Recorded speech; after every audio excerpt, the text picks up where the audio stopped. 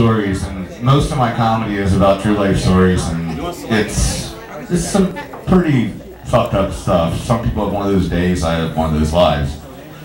I was in a 10-year relationship, and the 10-year relationship went to living shit. Let me tell you all about it.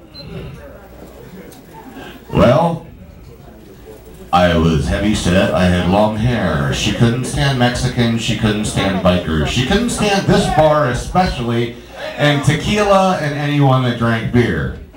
So 4 months after we split up, she gets engaged to a heavy set, long haired, half Mexican biker. That's some funny shit. So I'm sitting there, my friend calls me, he goes, hey, you know, blah, blah, blah, blah, blah, is married, blah, blah, blah, blah. I go, where? And she goes, oh, they're getting married in Eldorado's bar. I go, when? I don't know why. Up? No, I'm listening. I'm telling this shut the fuck up so I can listen. Well, this is about this bar, and it's a true story. Debbie Day can confirm this. I don't talk bad about anybody, but when you screw me, I'm going to screw you back. So my friend calls me up and he goes, hey, you know, blah, blah, blah's getting married, blah, blah, blah, in Eldorado. I go, when? He goes, New Year's Day. I go, she's getting married at the bar we met at, on the day we met? That's pretty fucked up. How do you know? He goes, dude, I'm in the bathroom looking at the wedding invitation hung over the urinal. True story. True story. So talking about relationships, this happened to me about 2 weeks ago. Oh, sorry. Oh, sorry, you can't see me. Put that away.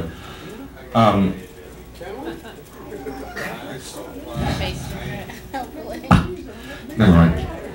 So I'm sitting at this local pub, and I'm not making fun of anybody, but what I just said is, if somebody screws with me, I'm gonna screw with them back. And there's this guy that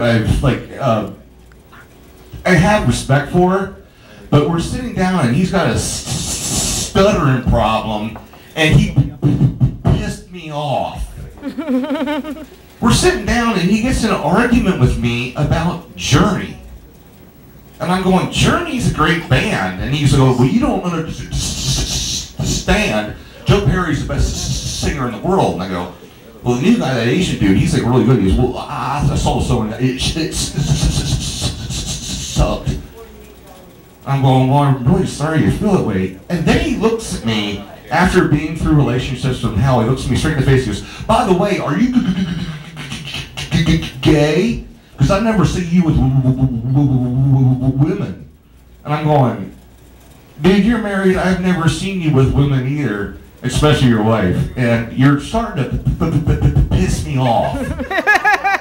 So why don't you do me a favor and shut the fuck up? And I wanted to say, why don't you do me a favor and suck my dick? But I was scared he'd be like grabbing it going, hold on to that feeling. Fucking people piss me off. That's a true story. It happened 2 weeks ago. Speaking of true stories, I used to be a rep. I used to travel the country, and I was listening to you earlier. I had to deal with Snoop Dogg. I was stuck in that motherfucker's tour for 2 days of the first tour. He's a dick. Everyone in his crew is cool as shit. My nickname is Geesey. The only thing I learned from that tour was how to order a beer in Snoop Dogg language. And it's shinizzle my dizzle, can I get a bruzizzle for the G-double-easy-izzle? Only thing I learned. I was following that son of a bitch around for 2 days to get one picture with him with a microphone. And I showed up downtown, he showed up 4 hours late, and I had a gun pulled on me, and somebody spilled a Red Bull on me. I went, fuck this shit. He can suck my dick. Speaking of, since I'm pissed off about stuttering people, my friend goes, he heard me saying this the other day, and the thing that's so funny is when you're sitting around a bar and you start telling stories, everyone starts laughing, and you're like, oh, this is great. So one of my friends told me a story, and this is really cool. It's fucked up, but it's cool. This guy, he's a Bible distributor shop, and he's like selling Bibles. And this guy comes up to me, he's got this stuttering problem. He goes, I want to sell Bibles for you. And he goes, well, I don't think you're going to do well. Here's 5. Let's see what happens. Guy shows up an hour later and he sells 5 Bibles. And he comes back and he's getting more Bibles and more Bibles and more Bibles and more Bibles. And I said, you're freaking amazing. He's like, thank you. He goes, I want you to speak at my next company meeting. So he comes in. His name's Bob, by the way, stuttering Bob. He shows up and he goes, ladies and gentlemen, our #1 salesman in the company, Bob. Bob, please come up and speak. So Bob comes up and he goes, can you please tell me your technique of how you sell Bibles? He goes, it's real easy. I go to the door and knock on it. And then I ask them if they want to buy a Bible for $69.95. And then I ask them, you can buy it, or I can stand here and read it to you. That's some funny shit. So speaking of real life, as I said, I toured with some of the best magicians in the world, and then 2 years ago I got out of the music industry and decided to start a fucking magic company. I'm a fucking idiot.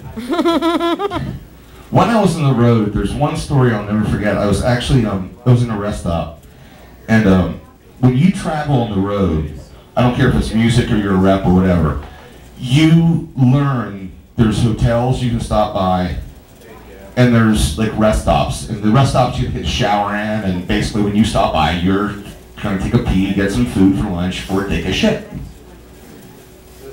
That was a burp, sorry. So I'm sitting there, and I'm doing a #2. Can't figure out why it's a #2. Well, it should be a #3 because you're doing both at the same time. But I'm sitting in the stall, and the rule on the road is when you take a dump when you're in the road, the first thing you do is look down and make sure there's toilet paper there. And I didn't. I get done, and I look down, and there's 3 sheets left. And as soon as I saw there was 3 sheets, and I'm not lying, this is a true story, I hear this. Hey buddy, you got any toilet paper over there? Dude, there's 3 sheets and you ain't getting it. Next thing I heard was, do you got a newspaper? No. You got a magazine? Nope. Got real quiet for about 30 seconds. And I swear to God, this is what came out next. Do you got 5 ones for a 5? That happened. Oh God. Yeah. I heard you guys talking about the ghetto and stuff, and I'm from actually York, Pennsylvania, little hick town. I traveled on the road. I've been out with the Rolling Stones. I've worked with Snoop Dogg. I've been in downtown Detroit. Those places never scared me. Logan, West Virginia scares the living fuck out of me. When you have a town that shuts down at 5 o'clock and no one knows you're there, you can disappear very easily. When you walk into the local bar and the mayor comes in with a bottle of Jack Daniels, that's freaking cool. You shouldn't be afraid of that. You should be afraid but I didn't know. Kind of a sheep. I did not know about cultures and everything else.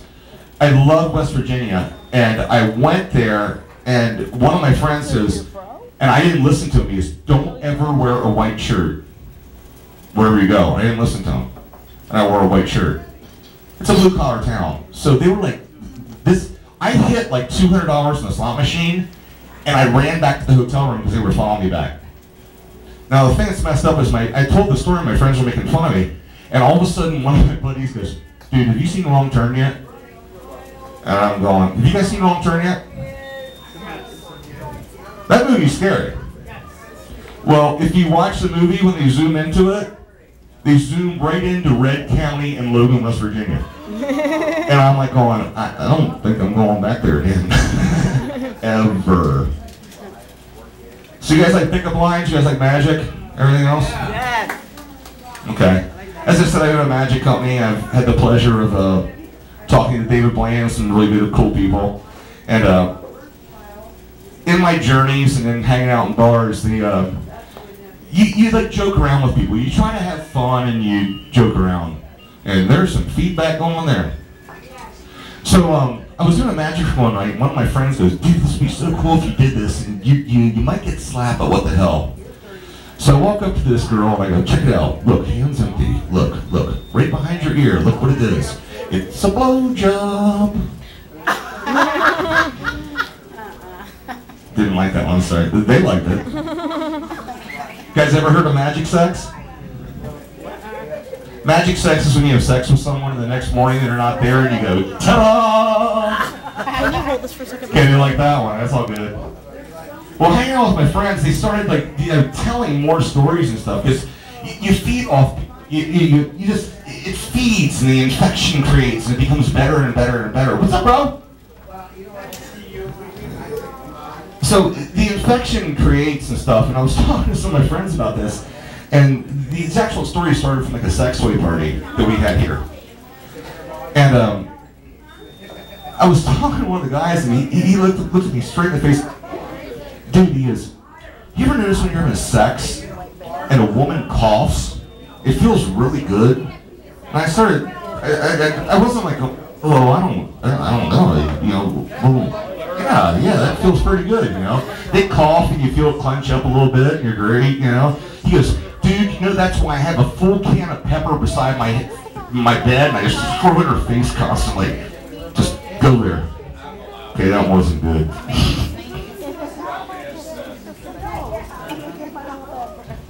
You guys ever heard of the, how deep do you guys want me to go? Deep! Deep? You guys ever heard of the Houdini? Yeah, and this is like all the stuff we're talking about. You guys ever heard of the Houdini? You know what it is? Let me explain the Houdini. The Houdini is when you're having sex with someone and you're doing it doggy style, you're getting into it, and you told me to go deep, so I'm doing it. You spit in her back and then you turn around, that's when you blast her in the face and you go, ta-da! Guys ever heard of the Spider-Man? Since we're getting low? Spider-Man? Spider-Man? No. Spider-Man? Spider-Man.